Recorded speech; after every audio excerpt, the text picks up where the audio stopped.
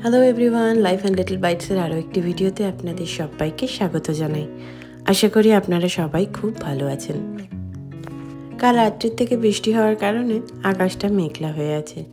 সময় এখন সকাল 7:15 মতো বাজে। চলুন মায়ের আশীর্বাদ নিয়ে আজ একটা নতুন দিন শুরু করি। কাল ডিশওয়াশারে বাসনগুলো দেওয়া ছিল। সকালে উঠে আগেই বাসনগুলো বের করে নিয়ে 1 কাপ ব্ল্যাক কফি বানিয়ে নিয়েছিলাম। বাইরে তখনও বৃষ্টি পড়ছে।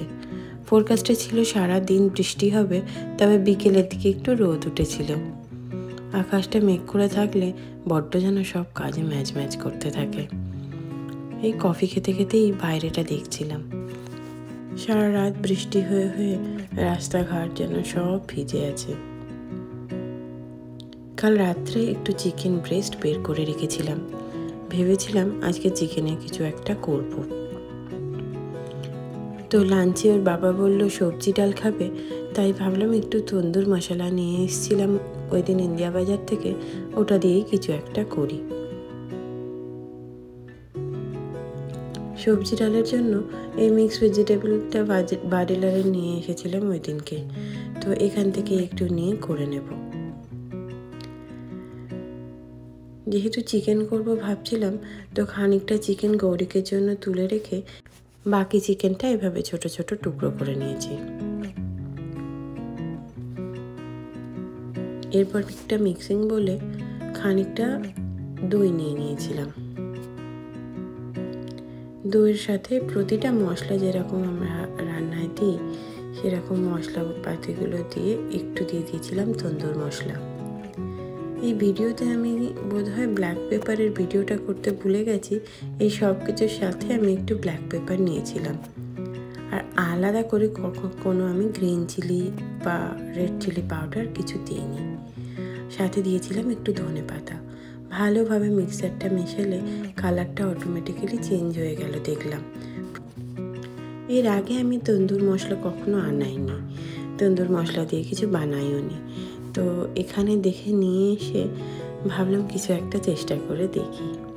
যাই হোক, ছোট ছোট টুকরোগুলো মশলার মধ্যে দিয়ে ভালোভাবে মিশিয়ে নিয়েছিলাম, যাতে প্রতিটা পিসের মধ্যে মশলাটা ভালোভাবে ঢুকে যায়।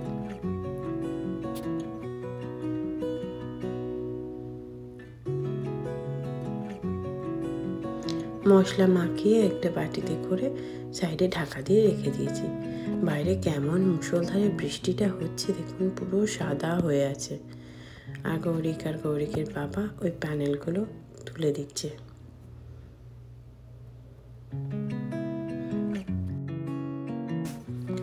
আজ সকালেই বৃষ্টির দিনে আমাদের জন্য বানিয়ে নিয়েছিলাম ব্রেকফাস্টে একটু পোহা আর কফি। ব্রেকফাস্ট খেয়ে চললাম রান্নার দিকে। চিকেনটা ততক্ষণে অনেকক্ষণ ম্যারিনেট হয়ে গেছিলো, কারণ এর আগে আমি সবজি ডালটা রান্না করে নিয়েছিলাম। যেহেতু আপাতত আমার কাছে এয়ার ফ্রায়ার নেই, তাই আমি আজকে প্যানেই করে নিয়েছি। প্যানে একটু তেল হালকা করে স্প্রে করে এভাবে একটা করে চিকেন দিয়ে দিয়েছিলাম। এরমভাবে আপনারাও করতে পারেন। আমার কিন্তু এটা খেতে বেশ ভালো হয়েছিল। এদিকে আমার সবজি ডালও মোটামুটি রেডি হয়ে গেছে। বৃষ্টির দিনেই মিষ্টি মিষ্টি সবজি ডালটা খেতে কিন্তু খুব ভালো লাগে। এই যে আমার তন্দুরি চিকেনও রেডি। হালকা করে ওপর থেকে গোল গোল করে একটু পেঁয়াজ দিয়ে দিয়েছিলাম। খেতে কিন্তু বেশ ভালো হয়েছিল। একটু খেয়াল রাখবেন যাতে চিকেনটা ভালোভাবে সেদ্ধ হয়ে যায়। যেহেতু ফ্রোজেন ছিল, তো চিকেনটা যখন আমি বের করে ইউজ করছিলাম, তো এটা বেশ নরম নরম হয়ে গেছিলো। দুপুরবেলা তখন প্রায় 2টো বাজে, তখনও আকাশের অবস্থা এরকমই, কন্টিনিউয়াসলি বৃষ্টি হয়ে চলেছে। যদিও বিকেলের দিকে এই মেঘ কেটে রোদ্দুর উঠেছিল। নিজে এসেছিলাম 2টো কুরিয়ার নিতে। খুব দরকারি 2টো কুরিয়ার ছিল। জিনিসগুলো আমরা 3-4 দিন আগে অর্ডার করেছিলাম, কথা ছিল একদিন আগে আসার। তো যাই হোক, আজকের এসেছে ফাইনালি। এই যে রোদ মোটামুটি বেরোচ্ছে আস্তে আস্তে। কখনো একদম কালো মেঘ হয়ে আছে, আবার কখনো রোদ্দুর উঠেছে। এইখানে খেলছে গৌরিকের বাবা। আর এই চেয়ারটা আনিয়েছি আমরা।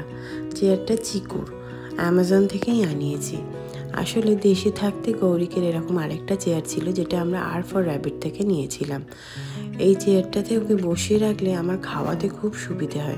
এখন হামা দিতে শিখেছে তো, ওই জন্যে এদিক ওদিক খুব চলে যায়।